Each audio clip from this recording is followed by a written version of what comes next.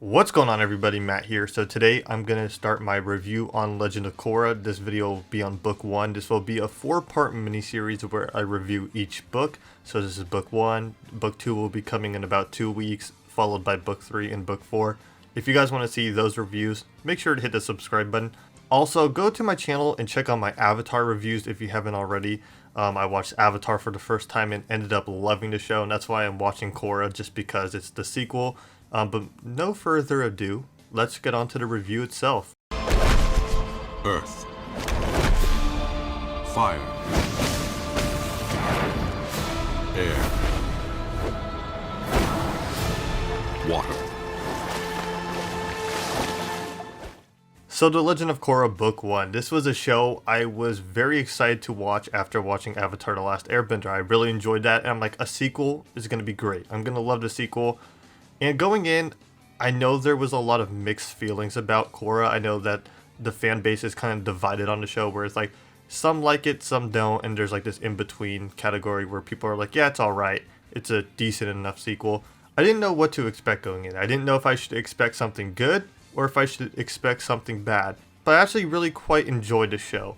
Not as much as Avatar, but I think it's a decent enough sequel. So, I don't know if the show says this, but I believe it's about 70 or 80 years after the events of Avatar The Last Airbender Book 3, where there's peace in the world, and Zuko and Aang form the United Republic of Nations, where the capital is Republic City, and that's where most of the story takes place, and I think that's an interesting route. It is something I pondered on a little bit. I was like, is this the right direction for a sequel? That was like a big question I kept asking myself, because you look at this show, and it's really just the evolution of where they were at the end of book 3 of Avatar The Last Airbender, where now they have blood bending and metal bending, and the cities are so futuristic, where they give that 1920s, 1930s vibes. And it's something I was like, is this the right direction for a sequel? Does it make sense to go in this futuristic kind of route? And I kept asking myself that the first few episodes. I'm like, is this the right direction? I think it is the right direction. It takes a little bit to get used to. It kind of lost that magical element at the same time, but once you get used to it, it's really cool. I think the whole city and futuristic aspect of the world, and how bending adapted and changed, and just how people are more together now, I think it's just an interesting route to go down, because they could have easily just rehashed the same story, but I think that would have been boring. I think it would have been boring if they did kind of the same thing they did in Avatar. So I'm glad that they really expanded on the world and really just made it more of a 1920s steampunk type-esque world, and it's just very different from Avatar The Last Airbender. I think it works pretty well in my opinion. Like I said, it took a while to get used to, but once I did, I was like, yes, I think this is the right direction for a sequel, even though it is a little weird at first. Now, in terms of the story, I like the story they chose for this first book. It didn't feel too much, and I think the antagonist group of Amon and the Equalists were a great starting group for this book. They weren't too big of a threat where it felt like the Fire Nation, where it wasn't like this worldly threat. It was more of just a threat within Republic City that can expand out, but it wasn't Fire Nation level. And I'm glad they didn't go Fire Nation level. I'm glad it was more of a tighter group and just smaller group within Republic City. And I think that just worked very effectively for this book. And I think the group as a whole, the Equalist, and what they're pushing for, and just Amon's story, I think that just made for a great story overall. And I think at times that stuck around more for the story and where it was going than the characters themselves. And I'll get into the characters, but this story overall for the first book was a very great story that I actually really enjoyed. Now, for the characters, there were some I enjoyed, and some that were just kind of mediocre, kind of just there, where it's like, they didn't really stand out to me. They weren't at the level of Avatar The Last Airbender, but there were some really standout performances, standout characters that I enjoyed. We'll start with Korra's character. I like Korra's character, but I didn't love Korra's character. She's very strong-minded, very tough, always ready for a fight, very cocky, but she is the Avatar, so, you know, of course she's going to be a little cocky because she has the powers that the Avatar has.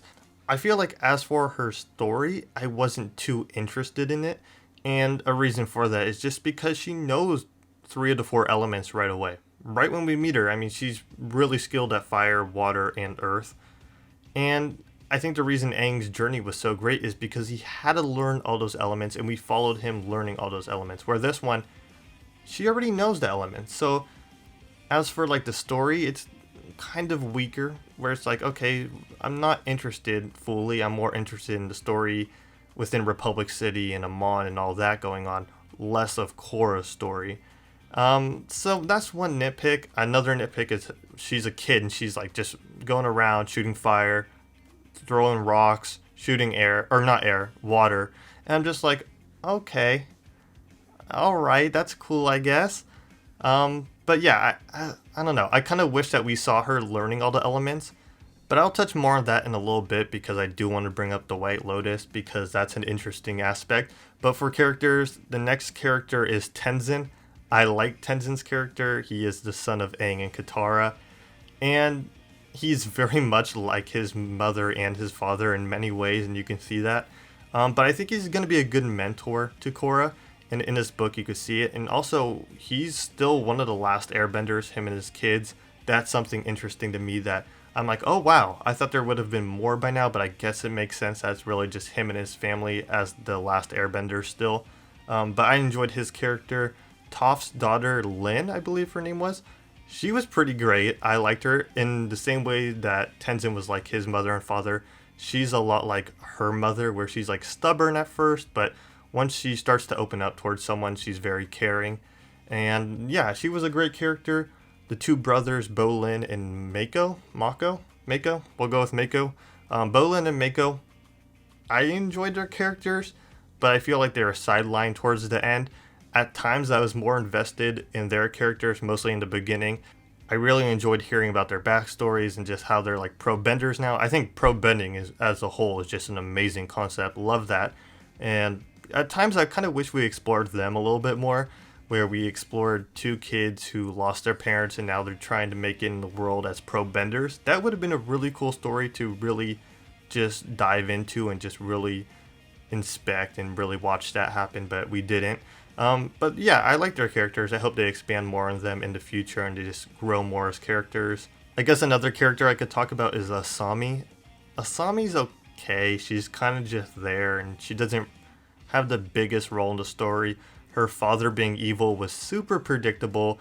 I knew that somehow when she was introduced that somehow either she, her family, or something was not technically who we thought they were. They're probably somehow helping the Equalist. And that's basically all I have to say about her. She's not the most interesting character at this moment, and I hope they expand on her a little bit more, but, you know, she's just there, and she's fine. I guess the last two characters I have to talk about that are prominent in this book are Tarlok and Amon. I can't remember Amon's real name. It's like Narlock? Narlock? No, it's Noazark, something like that. I enjoyed both of these characters from the moment Tarlok came on screen. I was like, yeah, this guy's up to something. He's very slimy, plays mind games, but he's interesting. He's a very interesting character. Amon is his brother. I didn't find that as too much of a shock. I knew that somehow Tarlok was either helping the Equalist, related to an Equalist. Somehow, you know, he was part of it, part of like, you know, the Equalist group, the villains. Amon, I figured, was either Tarlok's brother, Tarlok's dad, or Ozai's grandson or great-grandson. But then I was like, wait, no, that would have meant that Zuko's kid turned bad or Azula had a kid. The only reason I figured that or thought about that being an option was because Amon, you know, his goal was taking away bending. Ozai got his bending taken away. So I was like, maybe there's a connection. But no, him and Tarlok are brothers. And their story was really interesting, and I like both of those characters for who they were and for what purpose they served in the story. I'll touch more on them as we go on with this review, but yeah, they were great characters as well. So let's get into the story itself. I'll talk about the episodes and just kind of how I feel about certain moments in the story or certain episodes. The first episode, I really enjoyed this first episode. I love how they took ideas and took things from Avatar: The Last Airbender and just applied it here. Really, right away, a lot happens in this first episode. We see an older Katara. I'm just like, yes, Katara's back in some way. She's more of a mentor now and just very wise. She's a person to go to when you need help or need knowledge. I love seeing her back. The White Lotus is no longer a secret organization from my knowledge. It just seems like they're more public now, and their goal and the group's job is just to protect the Avatar, to make sure the Avatar gets the proper training they need, and just to master all the elements and help with that. And I love seeing how they took that idea of the White Lotus and just transformed it into the Avatar protection program, I guess you could say. That was really cool. Republic City as a whole was really cool. I like that whole 1920s, 1930s feel. And, I think it just made for an interesting setting for the story. And I just like that whole time period, all of their technology as is. So it was really cool seeing that in the world of Avatar with bending and all that. And just the city as a whole, what it took from Avatar The Last Airbender with the airships, like the blimps, and how, Toph formed a police department or police force, and seeing her statue and Aang's statue was awesome. And just the little things from Avatar The Last Airbender and just the way they related it to this show, I thought was really cool, and it just stood out to me a lot. And it's nice to see that Aang, Zuko, and all the characters from Avatar The Last Airbender live on in some way in this show, how their influence is very well seen, and how they changed the world, how they brought everybody from all over together in Republic City, how everybody can somewhat live in peace. I mean, I know there's the people who don't like benders, but as a whole, I just like seeing how everybody was brought together in the city. It just was really cool, and just how their legacy lived on. So after episode 1, where it's established where the world's at and the legacy of the other characters, the older characters, we go on to pro bending, and I love the idea of pro bending. I love the idea that they took bending and put it into a sport-like game. And I'm kind of a sucker for competition arcs and festival arcs and sport arcs and shows. So this made for some fun episodes. I think it went into 2 or 3 episodes maybe. And it was fun. It was fun seeing this game and just seeing them compete. Korra joining the team and all that. And it introduced us to Mako and Bolin. And overall, those 2 episodes, 3 episodes where we went over pro bending and just spent time with those characters was very fun, and really goes to show how much the world has changed and just the advancements it made. Before I move on to Amon and talk about the Equalist and that side of the story, I just want to clarify something that I might have not said earlier. I can't remember, but it makes sense that Korra is very strong in those 3 elements already, because from basically the age of 4, she was in captivity, being trained as a great Avatar, being trained in the ways of the Avatar by the White Lotus. So it makes sense that she's very strong in those 3 elements right away. I just don't like it in terms of the story, because we lose that story of her learning the elements. All we really see is her learn air, and that's really not much either. So that's why at times I'm just I kind of wish they would have just told the story of her learning the 4 elements. I think it would have made for an interesting story, mostly in this new environment, this new setting, this new world. So that's kind of a reason why at times I was she's uninteresting, just because, she did so much off screen, where it's I wish we would have seen that. But let's move on to Amon's story in the Equalist. So the biggest portion of this book revolves around Amon and the Equalist, and our characters taking them down, stopping their criminal ways. And they're a group who believe that there should be no benders, and their goal is to wipe benders from the world, to suppress benders. And I think this just created for a really interesting story, a story that I was heavily invested in once we learned what was going on, and just once it started picking up steam. It was just a great story overall, and a great way to start book 1, as I mentioned earlier. But yeah, the Equalist group, they want to take away bending, and Amon does that through blood bending. And at first it's just how does he do it? And it even shocked me. I was just how did they do that? How does he do that? Is there a little trick to it? What's the reasoning? But no, it's just blood bending. But I love seeing blood bending in this show. I love how they brought an element from Avatar and just expanded on it, telling more to it. And same with metal bending, how they brought metal bending into this show and just expanded on that. But as for the story of Amon and the Equalist and the characters taking them down, they really struggled with taking the Equalist down, because they were chi blockers. They had very advanced gadgets that were made by Asami's dad. So it was very tough for them to take them down, and they posed a very big threat because they were able to chi block, able to counter all the bending with this futuristic technology. So just seeing the story progress and seeing the characters have to adapt to take down the Equalist was very interesting, and I liked that whole storyline.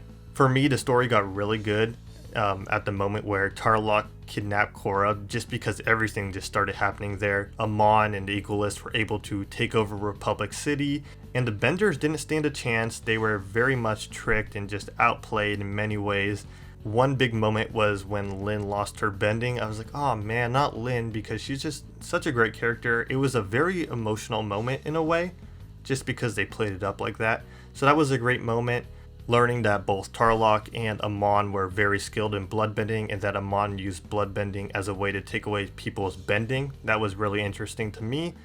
And I think one of the most shocking moments was seeing that, or hearing that Zuko's voice actor from Avatar The Last Airbender returned to play Zuko's great grandson. Is that what it is? Just hearing his voice, I was just like, that's awesome. That's awesome. A little weird, hard to get used to, but it's pretty awesome. That was another just fantastic, surprising moment in the series. And really just everything at the end was just great. We had Mako and Korra challenging Amon, saying, you know, we know who you are, you're not who you say you are. You could waterbend, you could bloodbend, and you're lying to your followers. And then it turns out, you know, he is lying. And just him and Tarlok's death, man, that just hit hard. Very well done. And for a show on Nickelodeon to do like a suicide death basically was very surprising, but that death was just handled so well. And it was very emotional. Like I said, this was maybe the most emotional scene in the whole book. And just the way they handled the scene, the cinematography, the animation, everything about it was just beautiful. Oh, and I forgot to mention, Korra lost her bending to Amon, and she only lost 3 of the elements, but then all of a sudden, you know, she's like, I can actually airbend, and that happened. And then we learned that she can restore her own bending and the bending of others. She talks to Aang for a brief second. I was like, oh, I could have seen more Aang. That would have been awesome.